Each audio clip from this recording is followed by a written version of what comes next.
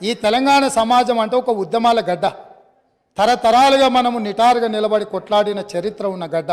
ఇవాళ ఈ గడ్డ మీద గంజాయి మొక్కలు మొలుస్తుంటే, గంజాయి వనాలు పెరుగుతుంటే, ఎక్కడెక్కడోడో ఇక్కడికొచ్చి పక్క రాష్ట్రాల్లోడు పక్క దేశాల్లోడు వివిధ మాదక ద్రవ్యాలు ఇక్కడికి తీసుకొచ్చి మన పిల్లలకు నేర్పి మన పిల్లలు మన రాష్ట్ర భవిష్యత్తును నాశనం చేస్తుంటే, ఇక్కడ కూడా మనం రాజకీయాలు చర్చించుకుంటూ ఉంటే సమాజం మనల్ని క్షమించదు. దయచేసి ఒక్క విషయంలో సభలో ఉన్న అన్ని పార్టీలను నేను విజ్ఞప్తి చేస్తున్నా. అది భారతీయ జనతా పార్టీ కావచ్చు, ఎంఐఎం కావచ్చు, సిపిఐ కావచ్చు, సభలో ప్రాతినిధ్యం లేని రాజకీయ పార్టీలకు కూడా నేను వేదిక మీద నుంచి విజ్ఞప్తి చేస్తున్నా. ఇది మన సమాజానికి పట్టిన చీడ పీడ. దీన్ని తొలగించడంలో, పూర్తిగా నిషేధించడంలో మీ అందరి మద్దతు ఈ రాష్ట్ర ప్రభుత్వానికి అవసరం ఉన్నది.